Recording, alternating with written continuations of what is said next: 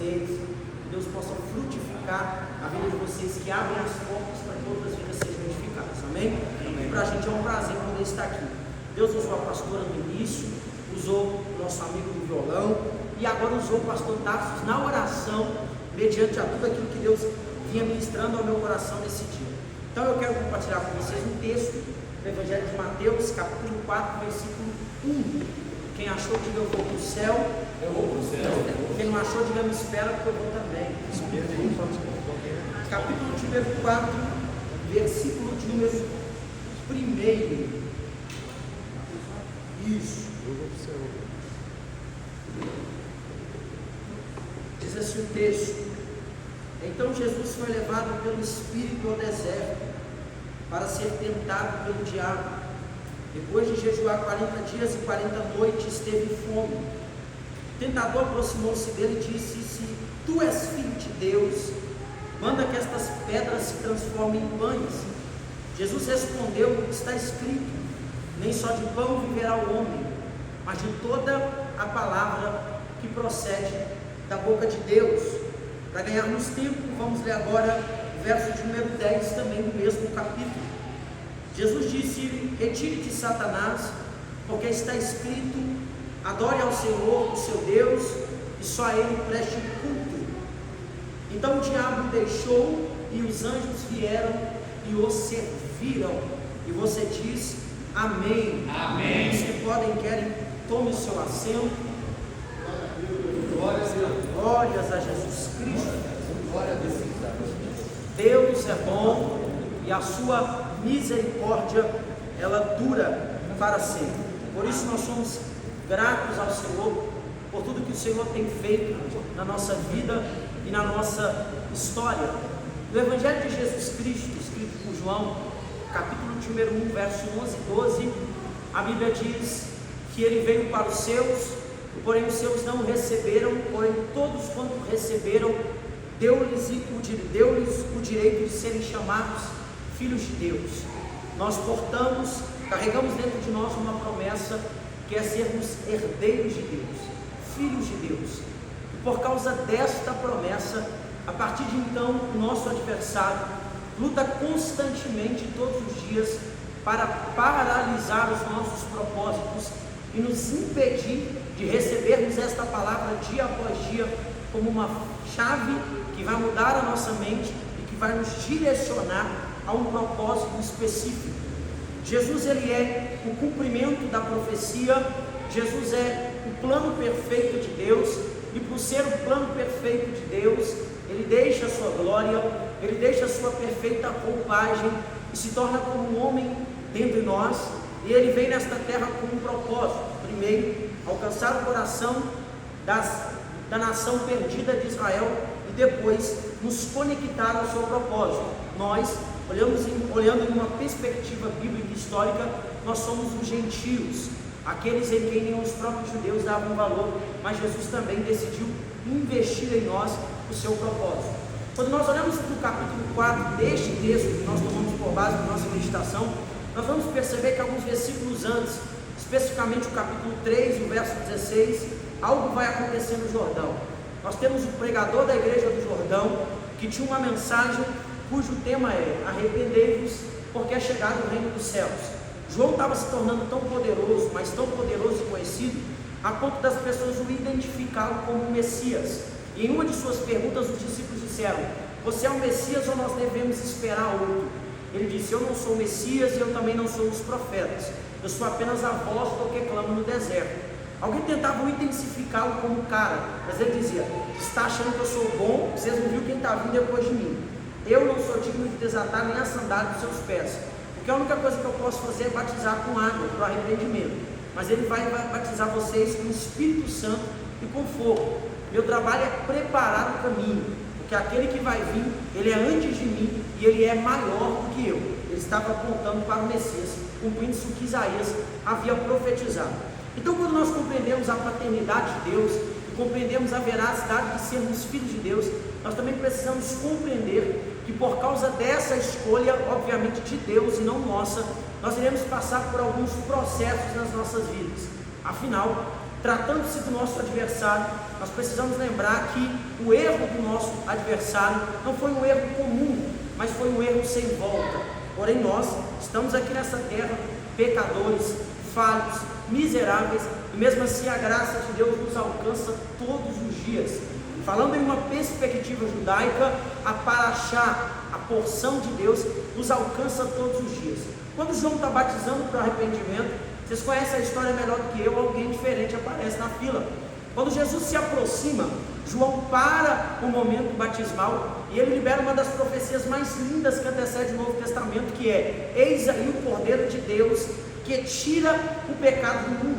O que João está dizendo nas entrelinhas é: o sacrifício perfeito acabou de se manifestar. Então quando Jesus se aproxima, ele faz um pedido para João, parece ser simples, mas não é. Ele diz assim: João, me batiza. João replica: Senhor, eu acho que o Senhor bebeu o vinho da Santa Ceia estragado, porque eu dei a minha vida há 30 anos para falar da sua chegada, e agora que o Senhor chega, o Senhor quer que eu faça um trabalho que na verdade deveria ser o seu, eu que careço ser batizado por ti. Aí ele: não, João, me batiza, porque é cumprimento de propósito. Eu sei que eu sou maior que você, mas eu me submeto àquilo que você carrega. Então, para que eu comece o que eu vim manifestar na terra, eu preciso me submeter àquilo que Deus confiou a você.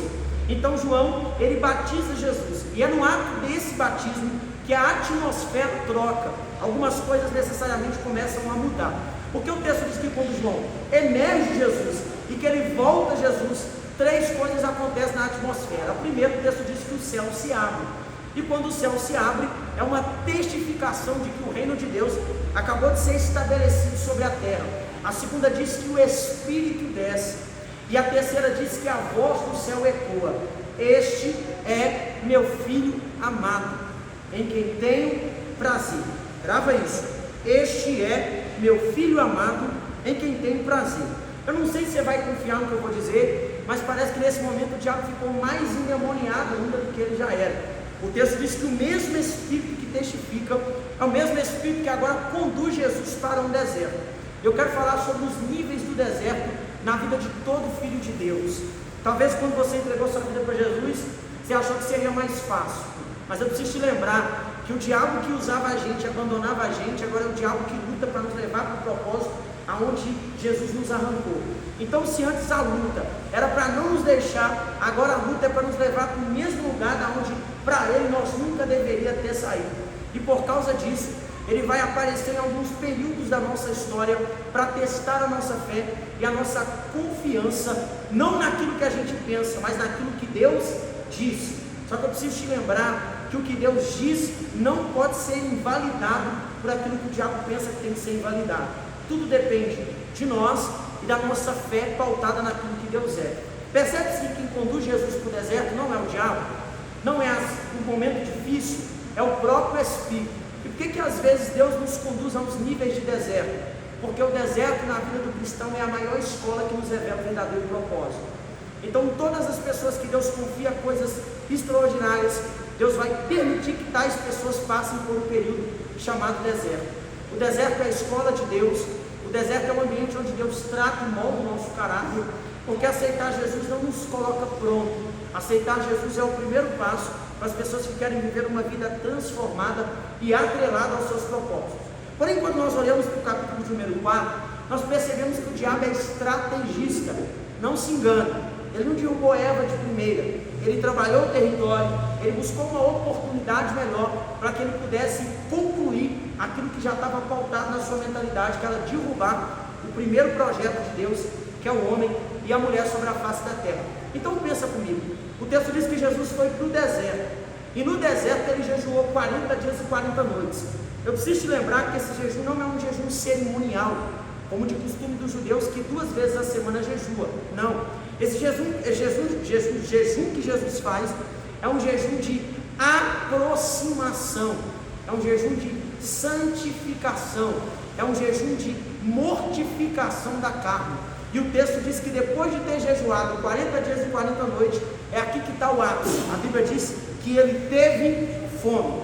Presta atenção, tome cuidado com os seus momentos de fragilidade, toma cuidado com os seus momentos de deserto, toma cuidado com os seus momentos difíceis, porque este momento é o momento que o diabo vai se aproximar e aproveitar da sua debilitação para testar se o que você carrega é fé ou conveniência. E se você não estiver preparado para aquilo que você professa acreditar, talvez pode ser o seu fim. Mas eu tenho uma palavra para o seu coração, e eu vim dizer que esse deserto não vai te matar. Eu vim dizer que esse período difícil não vai te matar. Na verdade, ele vai te construir e gerar em você uma preparação para o próximo nível. Vem comigo. Tiago diz no capítulo 1, verso 13 e 14, que Deus não tenta a ninguém. Quem tenta é o diabo. Então o papel de tentador sempre foi do diabo. Se Deus não tenta e não pode ser tentado, e cada um é tentado pela sua própria concupiscência, automaticamente isso nos prova que tentar não é o papel de Deus. Por quê? Porque, falando de uma forma sintetizada, a palavra tentar de uma forma mais simples é solicitar a pecar. Então quando o diabo nos tenta, ele está nos solicitando a pecar com um ambiente onde deveria nos transformar e nos preparar para um próximo nível. Então o que eu quero lembrar para você é que o seu deserto é uma preparação de Deus para um próximo nível que talvez nem você esperaria que viveria. Na primeira carta aos Coríntios, capítulo 2, verso 9, diz assim: portanto está escrito, aquilo que os olhos não viu, ouvido não ouviu, e não subiu ao coração do homem, é o que Deus tem preparado para aqueles que o amam. Então Deus não está te permitindo viver um tempo de deserto simplesmente para provar para alguém quem você é, mas na verdade é para te preparar para aquilo que nem você imagina que já está pronto te esperando. Até porque Deus não prepara coisas para nos receber, Deus prepara nós para aquilo que já está pronto para nós.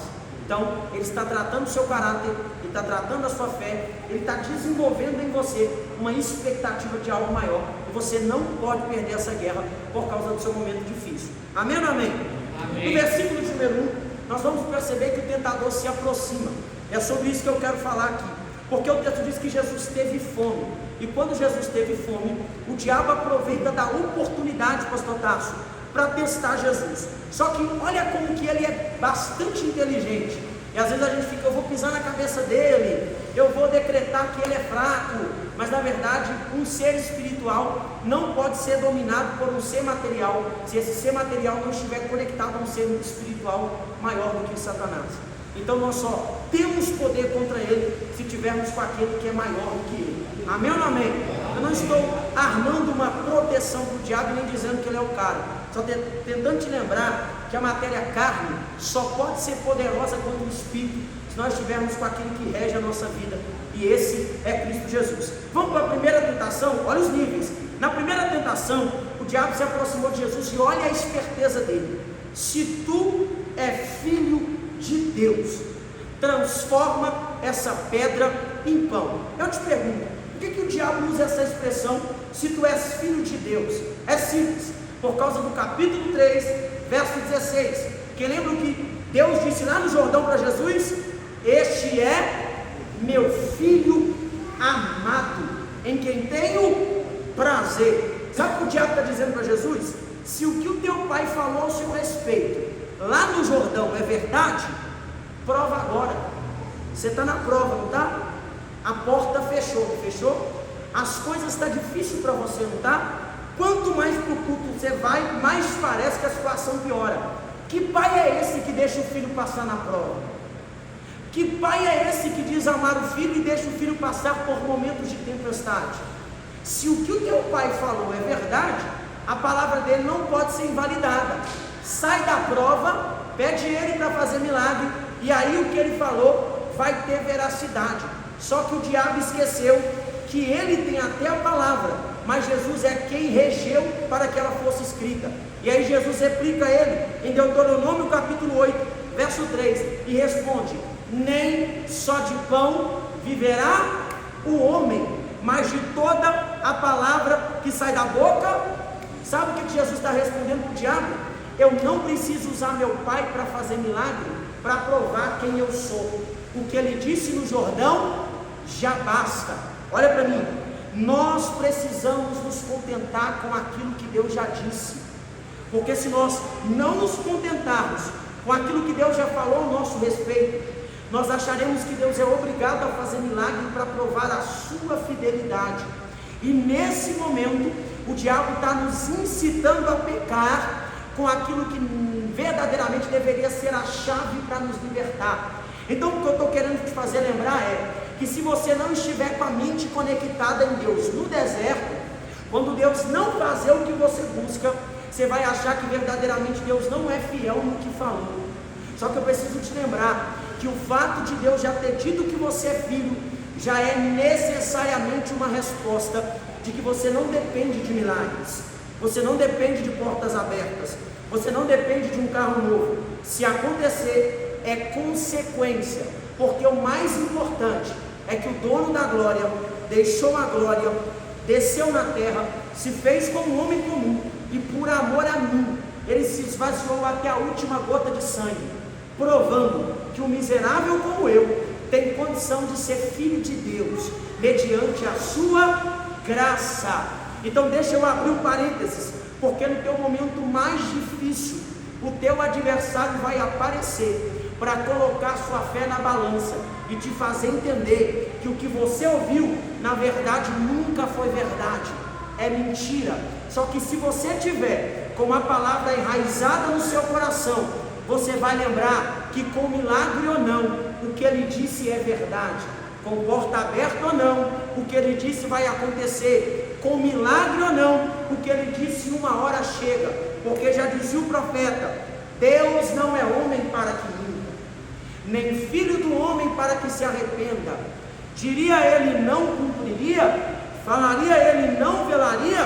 Não sei se você lembra, mas ele perguntou para Jeremias depois de uma visão: Jeremias, o que você vê? Ele disse: Senhor, eu vejo uma vara de amendoeira. Aí o Senhor respondeu: disseste bem. Por quê? Porque eu velo em cumprir a minha palavra. Então, se Deus disse, não importa o nível do teu deserto.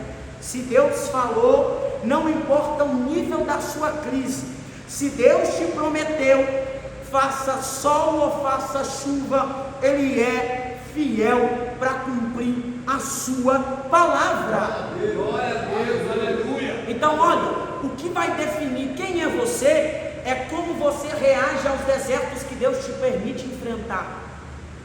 Porque os desertos, no plano de quem está lá fora, é abandono de Deus, mas em uma perspectiva espiritual, é uma preparação de Deus para o próximo nível. Quem olha para Jó, induz que Jó perdeu tudo, mas quem entende quem Jó é, percebe que Jó percebeu que o tudo dele era aquilo que Deus era. E deixa eu te contar, Deus não vira o cativeiro de Jó porque Jó perdeu tudo.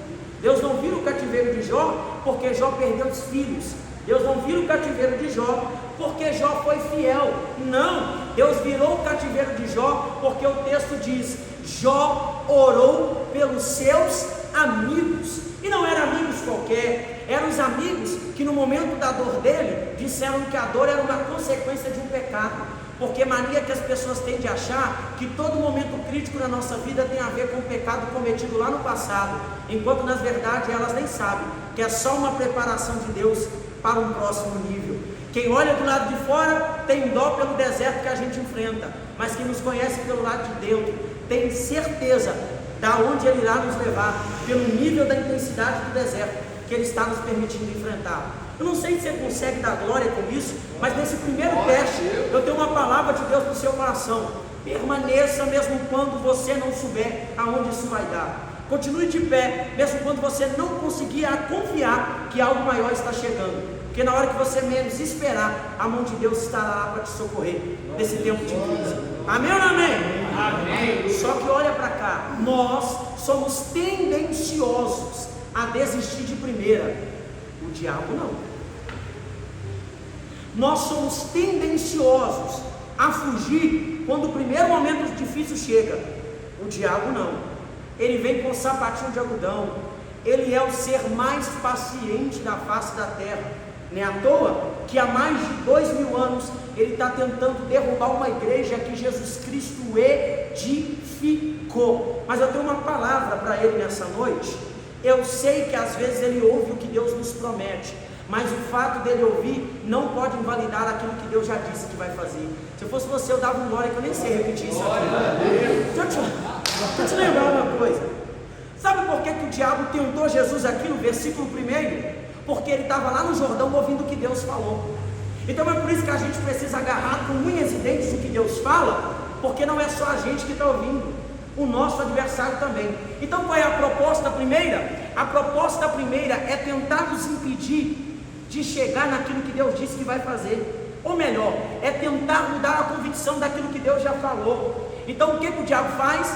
Ele prepara o momento que você está no deserto e frágil, para tentar mudar na sua mentalidade que o que Deus diz é só palavras e que nunca vai acontecer. Só que quem tem palavra no coração, assim como Jesus tem, não cai na dele, permanece de pé. Só que toma cuidado, porque se o seu deserto não for para ontem, for um tempo maior, ele vai voltar para te tentar de novo. E é aqui que você precisa estar com a mente conectada. Tomou na cara na primeira, o que Jesus disse, está escrito. Aí o texto diz que ele foi, mas voltou. Na segunda, o texto diz que ele colocou Jesus em cima de um templo, ou seja, do pináculo do templo. E olha o desafio, vê se não parece com a gente. Eu estou falando para a gente que até frequenta culto, mas quando o tempo difícil chega, a fé é colocada em crise.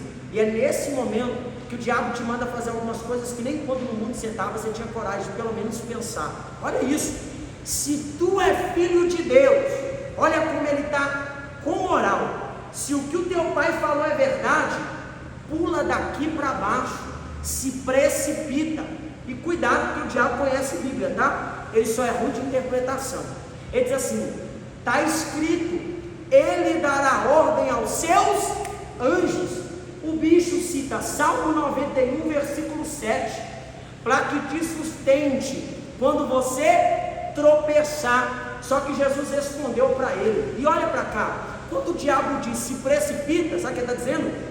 Tira a sua própria vida, toma uma cartela de remédio, pula na frente do carro.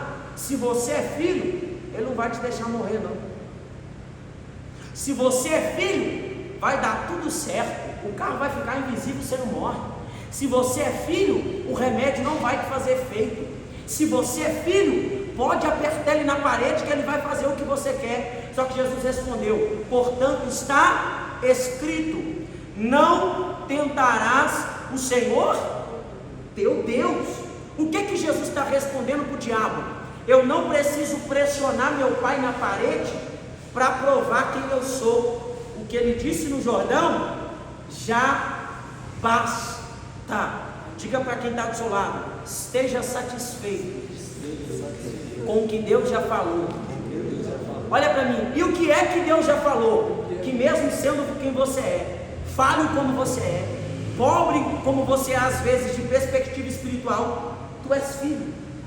E filho não deixa de ser filho quando não faz o que o pai quer. Filho continua sendo filho até quando não consegue agradar ao pai. Então toma cuidado, porque o diabo vai aparecer no seu deserto para te fazer pensar que você precisa fazer Deus provar alguma coisa para provar quem Ele é. É nessa hora que o crente vira ateu. É nessa hora que quem acredita deixa de acreditar. É nessa hora que quem conhece a Bíblia de capa a capa começa a crer que tudo começou pelo Big Bang. Sabe por quê? Os maiores ateus são os maiores conhecedores de Bíblia. E quando você pega 85% deles e pergunta por que ele não crê em Deus, na verdade não é que ele nunca crê, na verdade é que ele um dia creu, mas quando Deus não fez o que ele queria, ele parou de crer. Ou seja, a fé não era pelo que Deus era, a fé era pelo que Deus podia proporcionar. Houve um homem na história cujo nome é Abacuque, eu estou sentindo a presença de Deus. Ele fez uma oração para Deus e disse assim: Senhor, quer saber? Eu estou frustrado. Por quê? Porque quando eu estou olhando para o ímpio, parece que o ímpio não tem aperto nem na sua morte. Sabe o que Abacuque está dizendo? Se ele fosse desviado e tivesse aceitado Jesus, quando eu estava na balada, eu era mais rico do que eu sou agora. Quando eu estava no mundo, eu tinha mais dinheiro do que eu estava agora. Quando eu era adúltero, eu conseguia sustentar 3 mulheres. E hoje está difícil me manter. Quer saber? Parece que o Senhor está abençoando mais o ímpio do que eu. Enquanto Abacuque está café em jogo, tudo bem. Só que ele coloca a santidade de Deus em xeque. Prepara a glória. Olha o que ele diz: tu é tão puro de olhos. Olha o que ele diz: que tu não pode ver o mal sobressair sobre nós. Sabe o que ele está dizendo? Que pureza é essa que o Senhor carrega, se tu dá mais moral para o ímpio do que para mim? Aí Deus responde: Abacuque, seu problema não é aceitar o que eu vou fazer, seu problema é fé, porque toda vez que a nossa mente estiver em jogo, mesmo sabendo quem Deus é, o problema não é resposta, é fé. Aí Deus diz: escreve aí, capítulo 2, verso 4: e o justo viverá pela fé. Sabe o que Deus está dizendo? Se eu parar para te explicar o por causa da crise, você desiste. Então, em vez de te explicar o porquê, eu te digo: permaneça, porque o justo vai viver é pela fé. E o que é fé? Fé é aquilo que eu não vejo, mas continuo acreditando, porque a Bíblia diz que pela fé Abraão subiu para entregar, mas Deus disse que não queria mais, porque Abraão entregaria, mesmo sabendo que Deus não gosta de sacrifício humano, mas Deus desceu para intervir, porque toda vez que Deus perceber que você está disposto a dar para Ele seu tudo, Ele não vai querer seu tudo mais, porque Ele entende que você já entendeu que Ele é a prioridade na sua vida. Ele vai todas as vezes, pastor Tarso, que Deus exige coisas grandes de nós, na verdade Ele não quer essas coisas de nós, Ele só quer ver se o nosso coração ama mais a Ele do que aquilo que Ele está nos pedindo. E se nós não tivermos medo de nos desprendermos disso, então Ele vai dizer: eu não preciso mais, porque eu já sei que eu sou tudo na sua vida. Olha para cá, precisamos tomar cuidado, porque ter a palavra e não examiná-la, a pastora disse no começo, abre brechas para o diabo a nos induzir a pecar, usando a ferramenta que deveria nos libertar. Por quê? Percebeu que para tentar o Jesus, o diabo usa a palavra. Então eu estou dizendo que Jesus poderia ter suicidado dentro da palavra. Só que Jó disse para Deus, quando Deus desceu para conversar com Jó, ele disse: Senhor, eu te conhecia de ouvir falar, mas hoje os meus olhos te veem. E olha para cá, só terá disposição para orar por quem te persegue, quem um dia não encontrou só com a palavra, mas o dono dela. Então essa é a diferença de você, porque você não encontrou com uma tese, você encontrou com o dono da vida. Essa é a diferença de você aqui nesta terça, porque venhamos e convenhamos, numa terça dessa, o que tinha de mulher assistindo um dorama agora, tomando um chocolate quente, não é brincadeira. Mas sabe por que você veio, mesmo teu corpo não querendo te obedecer? É porque você não encontrou com Tarsos e nem com a pastora, você não encontrou com os amigos que se fazem presente, você encontrou com aquele que foi no momento mais baixo da sua história e decidiu te levantar para um propósito espiritual. O que eu faço? Vamos cantar como dele no Marçal. Se Deus fizer, Ele é Deus. Se não fizer, Ele vai continuar sendo Deus. Se a porta não abrir, nós vamos estar aqui terça-feira que vem, mas se a porta abrir, nós estaremos do mesmo jeito, glorificando a Deus.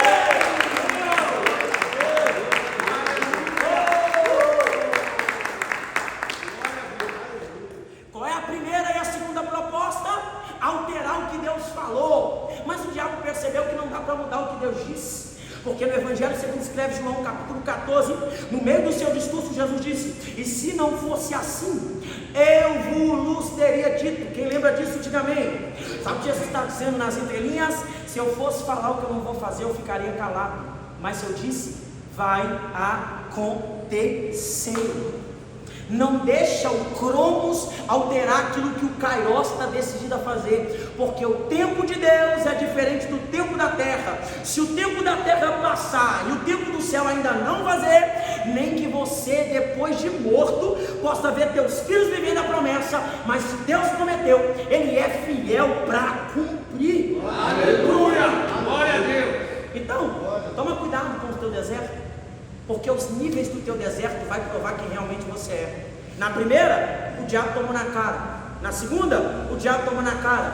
Na terceira, ele foi estratégico, como diz o capitão Nascimento. Voltou com tudo. E o texto diz que ele pegou Jesus e conduziu para o alto do monte e mostrou todos os reinos do mundo. E olha o que ele disse para Jesus: tudo isso aqui é meu. Quando eu li a primeira vez, eu disse que é mentira, mas depois eu entendi porque que ele usa essa expressão. ele só está desencadeando uma autoridade que o primeiro pecador entregou na mão dele. É por isso que desde novo a gente usa a expressão da nossa mãe e do nosso pai, porque o mundo jaz, não é uma expressão, está no texto, a Bíblia diz que o mundo jaz, então ele está dizendo para Jesus, tudo isso aqui é meu, se tu prostrado me adorar, eu te dou. Na cabeça dele se Adão cedeu no paraíso, esse aqui não vai aguentar no deserto.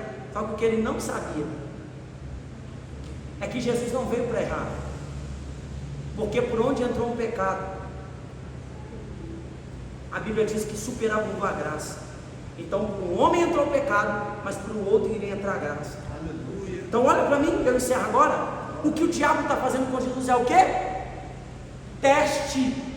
Olha o último teste. Percebe que na terceira ele não diz se tu é filho de Deus. Presta atenção, porque é aqui que a gente tem que abrir a mente. Na primeira ele disse se tu é filho de Deus. Na segunda ele disse se tu é filho de Deus. E na terceira ele disse se tu me prostrado adorar, eu te darei. Sabe o que ele está dizendo nas entrelinhas? Só está nós dois aqui. É pegar ou perder, pegar ou largar. Não precisa abrir live para 1 milhão de seguidores, não precisa tatuar o olho que tudo que vê, não precisa fazer nada diferente, não precisa fazer uma coisa louca pela fama, é nada, é só me adorar. Percebeu que desde os primórdios o desejo dele é receber uma adoração que só Deus é digno? Aí ele disse, só está nós dois, ninguém vai saber, tu me adora e eu te dou, tu me adora e eu te dou, tu me adora e eu te dou. É melhor um anonimato com Deus do que uma fama onde Deus não está presente. Glória a Deus. Glória a Deus. É melhor uma porta fechada com Deus do que se vender em prol daquilo que o mundo pode oferecer, porque o que o mundo entrega se vai com o passar do tempo, mas o que o céu determina. É por isso que parece que contigo está sendo mais difícil. É ou não é, Tarso? Se fosse no mundo a gente arrumava um amigo, fazia um bem bolado, entendeu? Colocava metade da carreira na mão de alguém, mas com o céu é diferente. Por quê? O que o mundo levanta aqui, a mídia mata amanhã, mas o que o céu levanta, o que Deus entrega, a porta que foi Ele que disse no livro de Apocalipse, eu tenho uma porta aberta que ninguém pode fechar, porque porta que Ele abre ninguém fecha, mas porta que Ele fecha também ninguém abre. Aí o diabo está dizendo, tu me adora e eu te dou. Nós precisamos ter cuidado com uma coisa, porque quando eu olhei para esse texto, a perninha do negrão tremeu, e eu encerro. Por quê? Você já percebeu que o diabo só oferece aquilo que a gente já tem? Como que ele me oferece o mundo, se para quem ele oferece é dono do mundo e muito mais? Se Jesus quisesse poder, não tinha deixado a glória para estar aqui, gente. Jesus deu só um sorriso para ele e disse assim, somente a ele adorarás, somente a ele servirás, e somente a ele prestarás.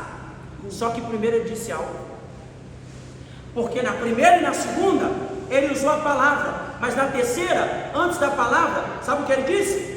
Vai-te, Satanás. Por que ele disse primeiro, vai-te, Satanás? Porque vai ter coisa que, gravando o texto bíblico, a gente resolve, mas vai ter coisa que ou a gente manda fugir, ou a gente cai. Vou repetir, vai ter coisa que teologizando a gente resolve, mas vai ter coisa que ou a gente manda fugir, ou a gente cai. Jesus não ia ceder, mas está ensinando para uma geração que virá depois. Tem coisa que sua fé resolve, mas tem coisa que manda fugir, porque senão você se entrega. Porque o que mais derruba o ser humano hoje? Poder. O que fez os maiores cantores dos Estados Unidos ceder para o diabo? Poder. O que fez os nossos, abre aspas, popstars do Brasil ceder ao diabo? Poder. O que faz todo ser humano que começa bem e termina mal cair? Poder. O que faz grandes ministros do Evangelho cair? Mulher? Não. Primeiro, poder. O que faz os grandes cantores do nosso mundo cair? Poder. O que faz os grandes cantores da nossa atualidade, até cristão, se perder? Poder. Então o diabo está nos fazendo pensar que o que a gente precisa é bem maior do que aquilo que Deus nos deu. Só que Jesus respondeu na lata dele, eu não preciso ser famoso para dizer quem meu pai é. Aquilo que ele disse no Jordão, já basta.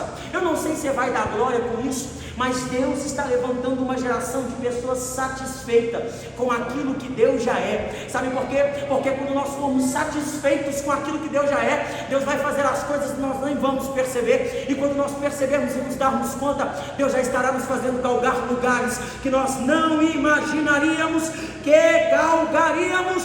Tiago capítulo 4 versículo 10 disse, 7, resisti ao diabo e ele fugirá de vós. Aleluia.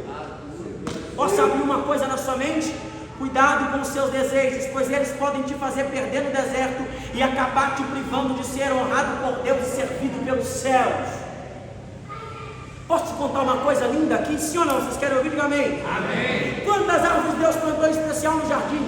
Você vai dizer que foi uma, eu te digo que foi duas, porque a Bíblia diz que todas as árvores a limária trouxe, mas as duas em especial Deus plantou. A primeira, árvore do conhecimento do bem e do mal. A segunda, árvore da vida. Depois que Deus plantou, Deus colocou Adão lá, sozinho, com os animais, e Deus chamou Adão para o bate-papo. E no meio do bate-papo, Deus disse, tudo isso é seu, livremente, exceto, unicamente, a árvore do conhecimento do bem e do mal. Então está subentendido no texto que nunca foi impedido comer da árvore da vida. Depois que Deus disse o que pode e o que não pode, Deus deu um golpe de estado em Adão, e quando ele foi ver, ele estava dormindo. E enquanto ele dormia, Deus passa o bisturi nele e tira a sua esposa. Então, antes de querer arrumar um B.O. com Eva lá em cima, olha para o texto, porque o texto diz que Deus, depois que diz o que pode e o que não pode, forma Eva.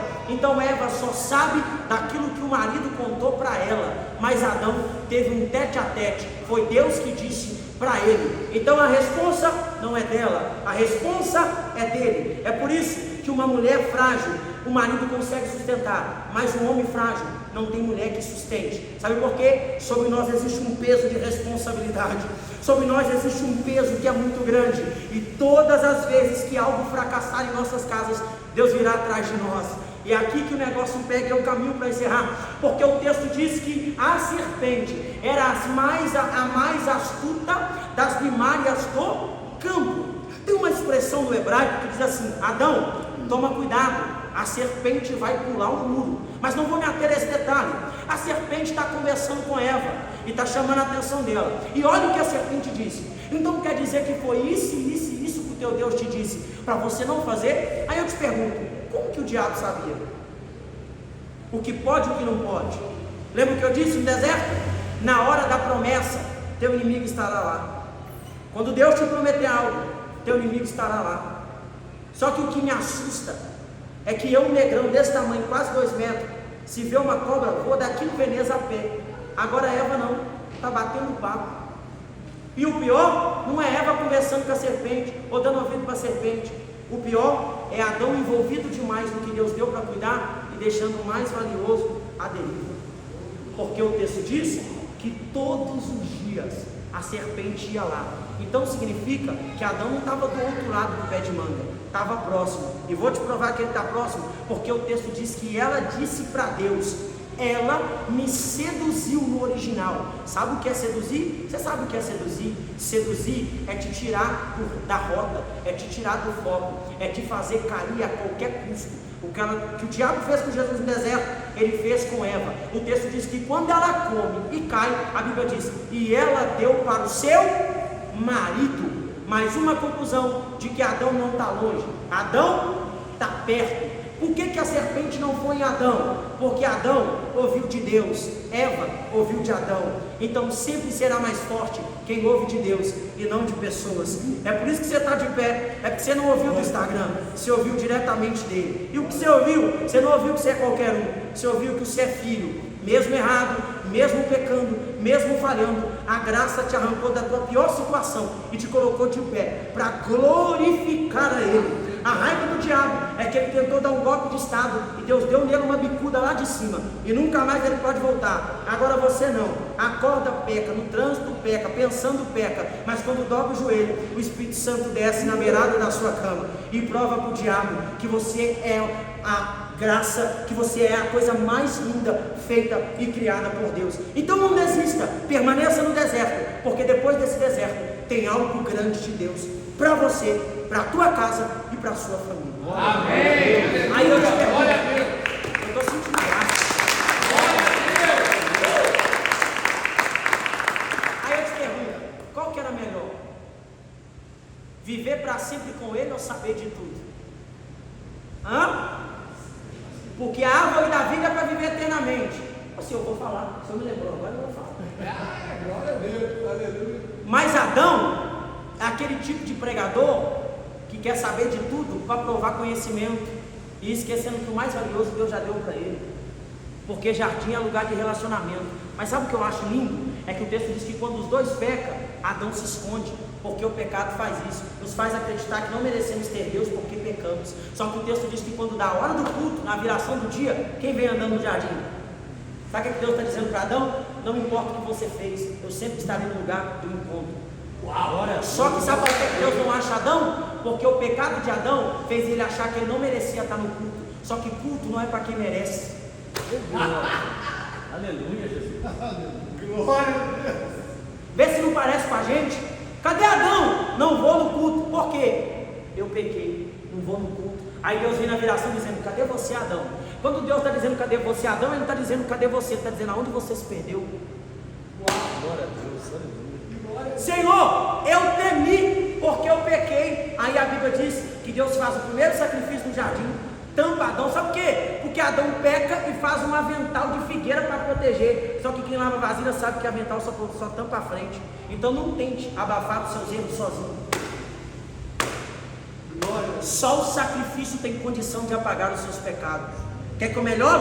Por causa do erro, toda geração gera uma reação. A Bíblia diz que Deus afasta os dois do jardim. Parece que Deus está punindo, não é? Mas até o que na sua cabeça é punição, no plano de Deus é preservação. Porque Deus colocou um querubim e espada flamejante para fechar o caminho da árvore da vida. Por que Deus está fazendo isso com Adão e Eva? Se a árvore da vida é para dar a eles vida eterna, por que Deus está fechando o caminho? Porque agora os dois não são seres mais santos, são seres pecadores. E Deus não te chamou para ser um pecador eterno.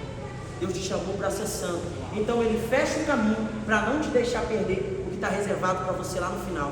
É por isso que o homem vem apanhando até o Novo Testamento e até o Apocalipse. Mas quando chega no Apocalipse, capítulo 21, João escreveu: e no centro da cidade existe um mar de vida e uma árvore, conhecida como árvore da vida. É por isso que os arqueólogos estão tentando encontrar aquilo que Deus guardou para aqueles que vão ser fiel até o fim. Glória a Deus. Glória a Deus.